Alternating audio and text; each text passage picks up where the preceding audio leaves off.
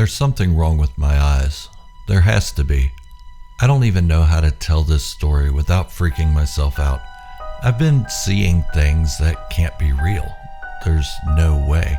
I know our minds can play tricks on us. A dim light strikes an object a certain way, and their shadows are nothing more than just that. But what if the shadows move? Is that the light shifting? A passing car's headlights coming through the window between the mini blinds? Shadows are only dark reflections of whatever the light is cast upon. Not sentient, not ill-willed creatures that lurk behind everything the light touches. I keep telling myself that. It makes it easier. Shadows can't be harmful, can they? Not usually, but it's when these shadows take form that I have to keep asking that question, when they become mischievous. Features which no longer represent the way light strikes an object to create a shadow. Rather, the light strikes the shadow, illuminating the details and revealing something dark, sinister. I was around 8 years old when it began. I had come down with a terrible illness, the flu, I believe. Whatever it was, it kept my temperature around 102 degrees Fahrenheit for a couple of days. Kids are resilient, the doctor told my mother. Put him in a cold bath and that should help his symptoms and bring his fever down. We were staying at a friend of my mother's while my father was off doing army stuff. I hated being there, especially now that I was sick. I wanted to be back in my own room, surrounded by my Star Wars toys and my Kiss albums. Yeah, it was 1980, and my room was a direct reflection of this. When we returned from the doctor, my mother and her friend took the doctor's advice and plunged me into a bath full of cold water. It hurt.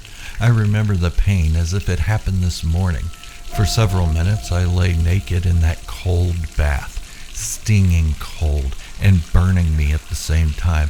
It felt like an eternity. When they finally allowed me to escape what felt like my icy tomb, they dressed me and laid me on the couch in the woman's living room. Submerging me in the frigid water didn't help. I was still just as feverish, freezing yet burning at the same time. The TV was playing some kind of army television program at a low hum. It was on to keep me company and my mind preoccupied, rather than focusing on how sick I was. And really, I wasn't focused on it at all. I was actually unnaturally calm. Too calm. I didn't know that at the time. I felt light. I didn't know how to explain it without sounding cliche. I felt like I was floating. Then I realized I was floating. Head and chest first. I rose above the couch without moving. My legs followed directly. As I watched the white ceiling present itself closer and closer to my face, I rolled over. And there I was, looking directly down at myself, laying on the couch. I could see that my eyes were still open, but I wasn't moving. It didn't scare me at all. Quite the opposite. I felt at peace. I no longer felt sick. I wasn't on fire and freezing at the same time. Then, in an instant, I was back on the couch staring up at the white ceiling. The crazy part is I was no longer sick. I still felt a slight aching all over that kept me from jumping up and turning off the stupid show that was still humming in the background. But my fever had vanished. Being just a little boy, I wasn't concerned. I thought maybe this is how these things go. I know I had been sick other times, but this was far worse, and I didn't really remember much about those other moments in life. Besides, with my father gone, I felt like I had to be strong, the man of the house, even if this wasn't my house. It was from this moment I realized something had changed. At first it was subtle. Shadows. There must be something wrong with my eyes. Shadows don't move independently of their dimly lit source. That's impossible. Yet it was happening. When we returned home, I lay in my bed, that cold Berlin winter's night, only the light of the moon piercing my third-floor bedroom window. The lights from passing motorists didn't make it up that far. Only the moon. It cast faint shadows on my walls, the trees outside. my curtains pulled halfway closed. I liked the moonlight. It was soothing. It was the same moon that my grandmother would be looking at half a world away. It made me feel less isolated.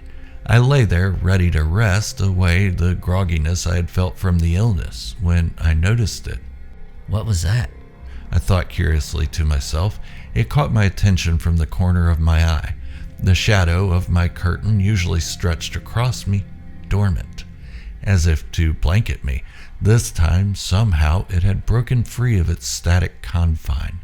It was moving, swaying, contorting, sliding across my room with stuttered elegance, moving from one wall to the next, expanding and contracting, twisting, stretching, as if its entire form was gasping to take in a breath. My eyes had to be playing tricks on me. This went on for several years, well up into my teenage life. I didn't really talk about it. It became so frequent that it just seemed normal. If it were happening to me, by my childlike logic, it had to be happening to everyone. Do you point it out every time you see someone walking down the street? That's how normal this became to me. Thinking back on it, if it weren't normal, who would have believed me anyway? It would have been excused as the overactive imagination of a child, possibly even a troubled child. So I resigned myself to the reality that shadows played in my room at night, and no one was to know about it. At least initially, that's all they did. There was no harm in that. Over time, the shadows took form, misshapen representations of their former hosts. The master and servant relationship between the shadow and the object casting it was severed, broken, no longer bound to only being seen when the light touches an object, free to act independently of the laws of nature, alive. Maybe there was something wrong with my eyes. There had to be. As normal as tethered shadows inhabiting my space seemed, they had mostly disregarded me, or maybe they didn't notice me, or I was invisible to them. When they took their own shape, what I would assume could be their true form, they continued pretending I wasn't there, so I did the same. I tried to ignore them. It wasn't like there were many of them, one, maybe two at a time. I think had there been more than that, I would not have taken them so lightly. More than 2 or even 3 of these dark figures plastered to my walls would have probably made me think they were forming some sort of coup, looking to remove me as an obstacle that was keeping them from occupying more space.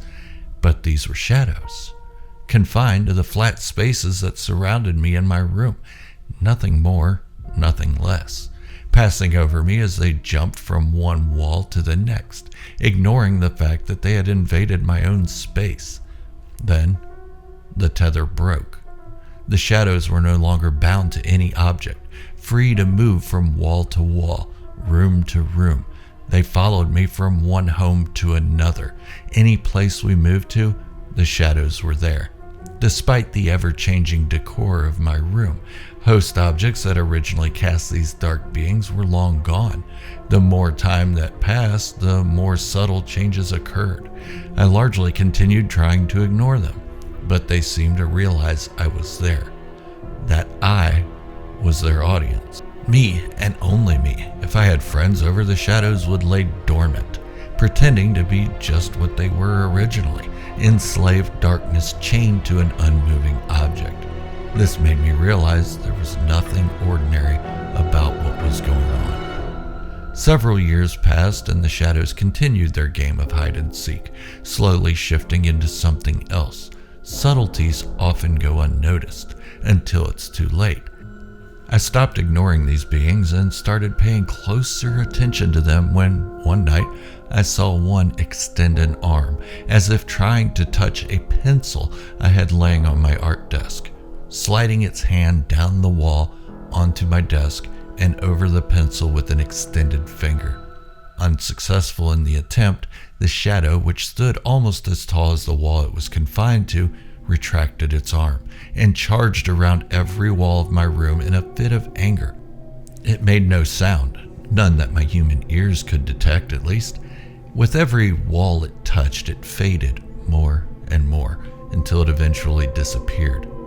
It was finally over, so I thought. I wanted a normal life, something I don't remember having. For the following weeks, I did have that normal life. It was a whole new world. I didn't have to hide this strange secret anymore. I felt as though I had been freed of the shadows, but it didn't feel the way I thought it would. It wasn't normal anymore. I didn't miss them. I just felt like something was about to happen, something worse, and I was right. After a couple weeks, the shadow returned, more defined than before. Arms, legs, a bulbous head, and it was no longer imprisoned solely to my walls. The biggest change was, now it noticed me. Realizing I was another sentient being in my room must have angered it. It would pace from one wall to the next around me, reaching its hand to envelop me with darkness, as if to warn me. I felt cold, isolated, singled out. If I wasn't afraid before, I was now. I watched the being separate itself from the wall as if someone was peeling tape from the surface. Once free, it took on a three-dimensional shape, still black, still almost as tall as the surrounding walls that now made my room feel like a catacomb. The subtleties of its evolving shape now hit me completely. This was no longer a playful shadow. Set deep within its large round head, I could see eyes, not the glowing eyes that strike fear into so many people. Human eyes, bright blue, encased in an all-black figure, and they bore into me as it stood motionless over me. It felt my fear, and I could feel it smiling as it stared at me from under its brow. Sinister. Still, no sounds emitted from this shadowy ghost. I didn't show my fear outwardly, but inside I was a mess, almost paralyzed. I didn't know how to make it go away, and I was afraid to tell anyone, for they would think I was crazy. This cycle repeated. Anytime I would move from one home to another, it would have to start the process over, beginning as a benign shadow attached to an object blocking light, removing itself from its confines, then ultimately becoming its own thing. But each time the process would begin anew, it would evolve, becoming more than it had been in my previous home, until eventually, well, that brings us to the last couple of years. For some time, the shadow and its occasional friends stopped appearing altogether. Yes, previously it had tormented me, but it could do nothing more than knock a picture off the wall or a knick-knack off a shelf, point at me in a foreboding gesture, or stare at me intently, or some other menacing degree of non-physical ill will. But that changed. I'm a middle-aged man now, and a couple of years ago, our family dog began acting strangely, standing guard over my wife and I as we slept or as we watched TV. Ears perked up and staring intently at the door to our room or the hallway adjoining our living room to the back rooms of our house. We also had a finished basement where I had an office and a theater room where the dog liked being close to us when we were there. I get up between 3 a.m. and 4 a.m. to begin working from my office. One morning I left the door to the basement open. If I don't do that, Buddy will scratch at the door to get in. One morning I looked up and there he stood on the stairs. This usually meant he needed to go outside to relieve himself. I got up and headed for the stairs. I watched him go up the stairs in front of me and turn the corner as if to go to the other side of the kitchen, the opposite direction of the hall leading to the bedrooms. When I reached the kitchen, Buddy wasn't there. Normally he would be standing by the sliding glass door waiting to be let out, but he wasn't there. I had a clear view of the only path he could have taken to evade my vision, so I headed back and down the hall where I saw Buddy cozied up on the bed at the feet of my wife. There must be something wrong with my eyes. I know I saw him on the stairs, plain as day, and I watched him go up the stairs to be let out. Now, he lay undisturbed on the opposite end of the house. It was weird, but I had work to get done, so I retreated to my office and began working again. 10 minutes later, I looked up and there stood Buddy on the stairs. Okay, this time I definitely see him. He's staring at me, not moving. I watched him for a second to see if he would come down and paw at me for my attention. He didn't. He stood there, staring at me from under his brow. I asked him if he needed to go outside. No reply. Well, he's a dog.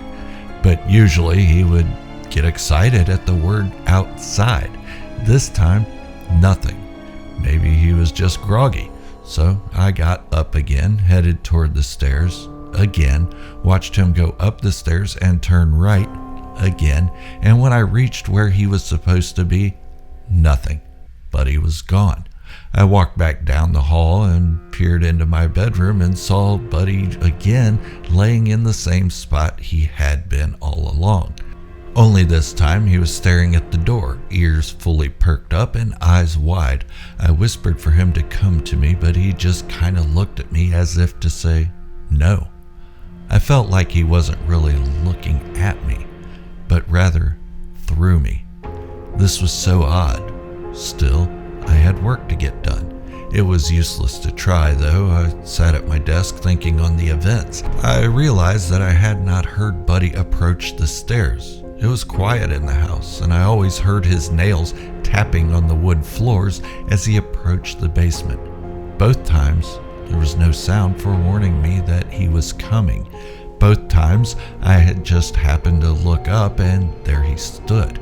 That look on his face, deliberate, focused, haunting.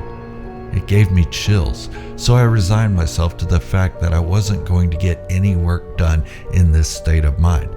I went back to my room and lay in bed waiting for my wife to wake up.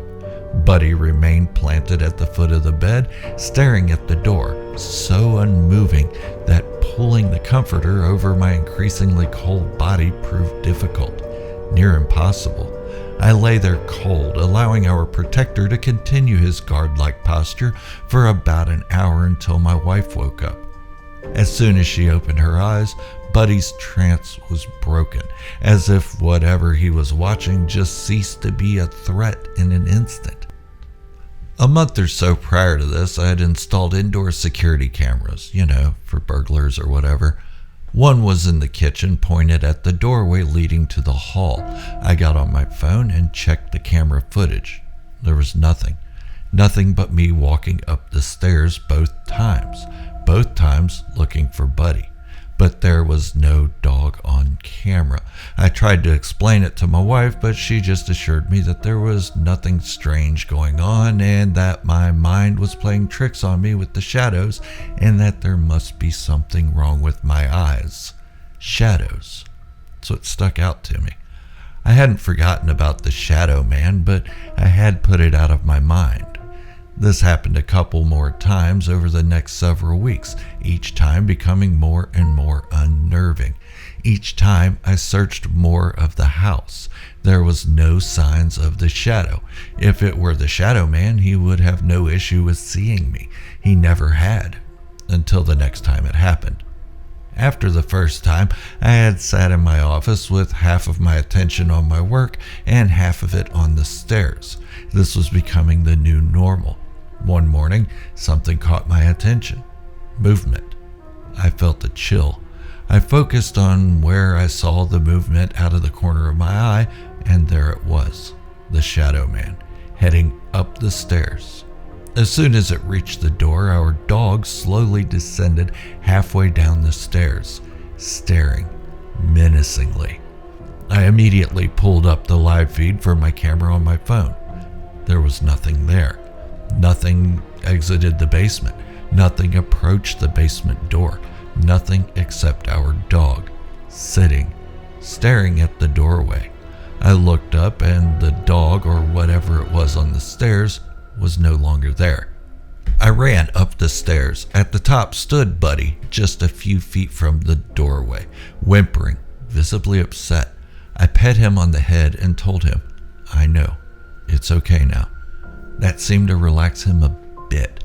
My loud thumping on the stairs must have awakened my wife. She came down the hallway looking exhausted, wearing the robe I had just bought for her the Christmas prior.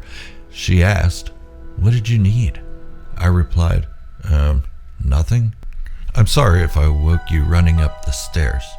She looked at me hard for a moment, unamused and a bit perplexed. She finally spoke. "What are you talking about? You shook me awake and ran into the hallway." I had never told her about the Shadow Man, nor had I told her about what had been happening in the early morning hours before she woke up. I guess I had no choice at this point. "Honey, I didn't wake you. I've been downstairs. I know you're tired. Go back to bed and we'll talk about it when you're more well rested." If she was tired and confused before I spoke, she was now tired and intrigued, maybe even slightly irritated. I could see it in her eyes. She wasn't intrigued about what the truth was, but rather whatever half-baked story I would come up with. I spoke up. "You know what? Look for yourself." I pulled up the camera on my phone. I took the footage back and let it play through. She saw Buddy emerge from the hallway in a hurry and stop dead in his tracks just a few feet short of the basement door. A few seconds later, she saw me run up the stairs, but nothing had entered the hallway. Nothing had left the basement other than me. And to show her that this wasn't some other pre-recorded video that I had somehow edited, I let it play through until she saw herself slowly coming out of the hallway, wearing exactly what she had on at that very moment. After a long pause of bewilderment, she finally spoke, barely able to get the words out. "I saw you standing over me. I watched you run into the hallway. I wasn't dreaming." I answered, "No, you probably weren't dreaming, but it wasn't me." My wife, being ever the realist, with a quick rebuttal, "There's something in the house." I placed my hands gently on her shoulders and replied calmly, "Not someone, something." "Did you check the house?" she asked firmly. Resigning myself to the fact that there was no way around this, I sat her on one of the kitchen stools and began to explain. I told her about what had happened when I was sick as a child and what I had seen for so many years after that. I explained that it had not happened in the years we had been together, not until now. I went on about what had been happening in the early morning hours. I must have seemed as sincere as I felt I was being because she believed me. Then she asked how we get rid of this thing. I told her I honestly don't know. I had never told anyone about it. It was never harmful in the past. I mean, nothing more than just an appearance that had the habit of scaring me. Now, it seemed different. My wife always has sage around. She had used it on the house before I moved in to ward off any bad energy that may be residual. It was time to get it out again. She went through the house, room by room, corner by corner, ensuring that the enchanting smell of the sage touched every crevice. The smell of sage blanketed the entire house, and I felt a weight lift off my shoulders, mostly from what she was doing, but also from actually telling someone about what had been happening to me for more than 40 years. As calm as I felt in that moment and the months after, it wasn't over. As a child, my beliefs were the same as one would treat a school bully. If you don't give them the attention they crave, they will leave you alone. This seemed to work for periods, sometimes weeks, sometimes years. When I was most afraid, the Shadow Man seemed to get stronger, so I tricked myself into not being afraid after years of just dealing with it. That too worked for stretches of time. However, I was always on alert that any time the Shadow Man could return. I never fully let my guard down. That changed after my wife used the sage. I felt a calm come over me, peace, almost as peaceful as I had felt when I was looking down at myself as a child. A year later, one afternoon I was working in my office while my wife was out grocery shopping. My son had informed me that he would be stopping by with his 2-year-old daughter for a visit. So I was working with the basement door open to listen for the moment they would come into the house. Not that it made any difference. If I closed the door, Buddy would go crazy, wanting to come see what I was doing. It had been a while since I had seen my granddaughter, Bella. To say I was excited that she was coming over doesn't begin to describe it. Needless to say, I wasn't able to get much work done. I heard the sound of her tiny shoes on the floor upstairs. Laying on the floor next to me, Buddy perked up and ran upstairs. He, too, loves it when we get visitors. To him, they're there to see him, and the grandkids always give him the attention he begs for.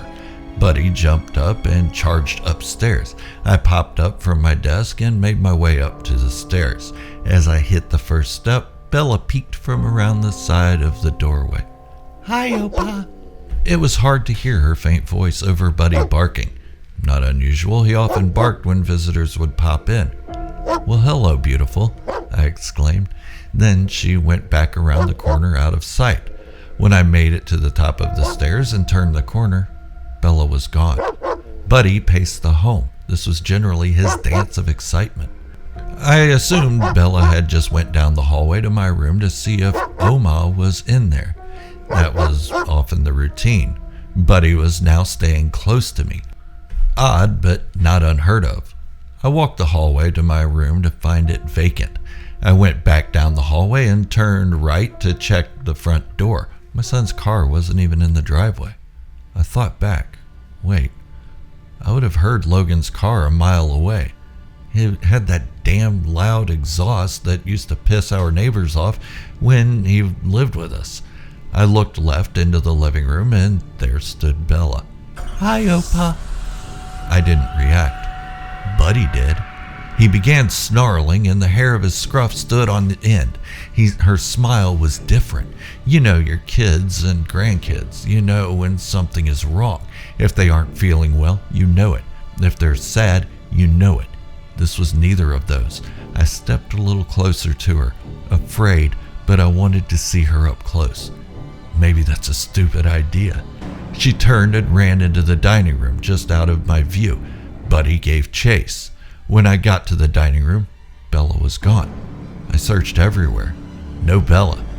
Buddy was running laps around the house, not in an excited way either. It was as if he was chasing someone or something. I didn't have to chase. I knew what this was. I had no choice but to abandon everything I had told myself in the past. Be strong. Don't be afraid.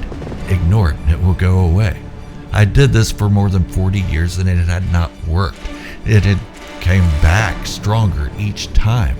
I was now terrified. From behind me, "Hi, Opa." I spun around to see Bella standing not 6 feet from me. Buddy quickly began growling and barking. It wasn't excitement he was showing, but rather a protective stance. Again, she ran. I dared not give chase. Neither did Buddy. He stayed by my side, his scruff puffed up.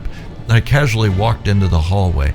"Hi, Opa," as Bella peeked from my room. Then again from behind me. "Hi, Opa," from the kitchen, the living room, appearing simultaneously. "Hi, Opa." 2, 3, 4 of them at a time. I got weak and made my way to the living room to sit. Over and over, the same thing from multiple areas.